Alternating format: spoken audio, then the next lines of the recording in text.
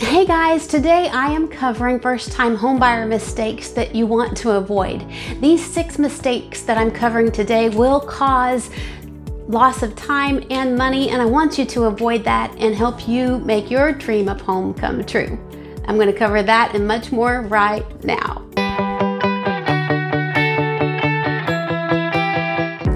Hi, I'm Kristi Bell with Realty here in Collin County, Texas, and I have this channel for you, and I want to post content that you find helpful. If this is what you like, please make sure to subscribe and click the little bell to be notified of new content that I post every Thursday. Also, if you stayed at the end of the video, I've got a surprise for you.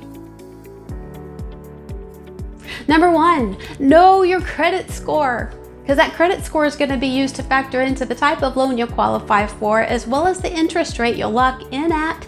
And you want a great one because you're going to have that for maybe up to 30 years if you don't refinance. So you want to look at your credit score, and if some things can be adjusted to make it go up a bit, you might want to pay off some debt, talk to someone to get some help paying things off or adjusting or getting things off your credit so that when you do apply for a loan, you have the best chances to get the best loan possible.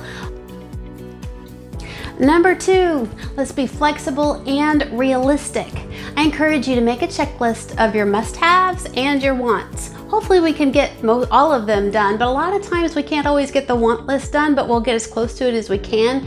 What a must-have would be things such as location, proximity to work, your commute time, how close are you to shopping, schools, what kind of neighborhood, and then the type of home features such as square footage, size, as well as the layout that you can live with for the long haul. And some of the wants could be the fixtures, carpet color, paint color, things that can be changed over time, but at least you get the bulk of the needs covered with your purchase. We'll try to get all of those met, but a lot of times we get close, but we don't hit every bucket. So I encourage you to be flexible as well as practical. And also, as far as estimates go, as a guide saying this house is worth that, they just are a little subjective, and that you need to talk with a licensed realtor that actually works with this on a daily basis, and they use other things. They compare houses that have sold on the market as well as specific features of homes that are valued differently. So we use different tools, but I encourage you to talk with a realtor. Number 3, get pre-approved by a local lender before you shop. Yeah, before you shop. I know, but really guys, you do not want to go shopping before you know what you can truly afford. And guess who tells you what you can afford? The lender. The lender is going to take into consideration something called debt to income ratio, and they're going to look at how much debt you have versus how much income you have, and they are looking at it for a certain ratio to get you approved for a certain loan. They're going to also look at bank statements, your employment history, and your credit score is going to be evaluated in a much deeper level than, say, for a car loan or a credit card. So when they tell you what you can afford, that's kind of your guide and not what you think you can afford. So that can save you a lot of heartache in shopping when you know what you can afford, rather than getting your hopes up and being unrealistic. Also, during the COVID situation, sellers in my area in Texas are requiring pre-approval letters just to schedule a showing. These pre-approval letters show a seller that you're truly serious and worth the risk of letting you in their home during the pandemic. So pre-approval is necessary so that you don't break your heart and get your hopes up for something that you can't afford, or maybe you'll be surprised and can afford more than you thought. So get that first before you talk to a realtor.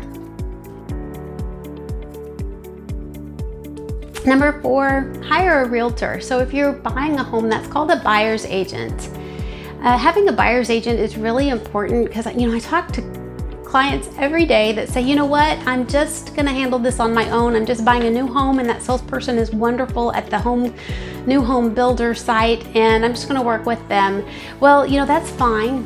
However, they may truly be wonderful, but it doesn't change the fact that they're not representing your best interest. They are representing the seller, and you deserve to be treated fairly in that transaction, and that means looking out for your best interest in the areas of contracts and contract negotiation, handling key dates, ordering inspections, helping you, guide you through the process from contract to close, guiding you through design center choices, and making sure that the builder does what they say they'll do.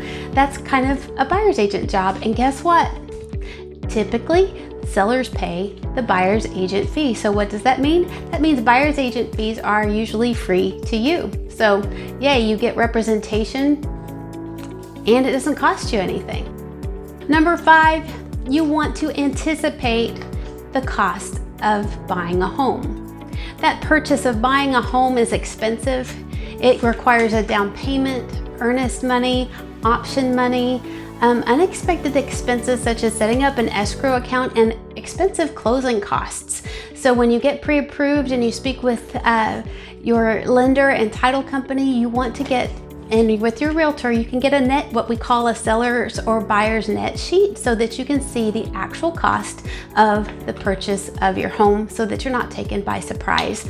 Also, to factor in post-sale of that home or purchase of that home, you want to have money set aside for things that you're going to want to do in that house. Perhaps you've rented and you've never had a yard. You may need lawn equipment or a lawn service or some unexpected expenses like home insurance that you've never had before. So know the costs of home ownership and investigate that prior to buying a home so that you're not taken by surprise. Number 6, last but not least, also you don't want to make large credit purchases when you're trying to buy a home. So if you want to buy that perfect furniture or change your vehicle, do that after you get in your home, because that will affect whether you can qualify for, or if you've already been qualified, it can literally disqualify you in the middle of a transaction. So hold off on major purchases until you live in your house. At least download my free buyer guide that's down there for you in the description. I hope you'll find it helpful. Also, if you find this video helpful, please make sure you give it a like and comment and let me know of something you've learned or something you'd like to learn about. I'd love to hear from you. Also, make sure to subscribe and click that little bell to be notified of new content that I update weekly. I'll see you next Thursday. Have a good one, guys. Bye.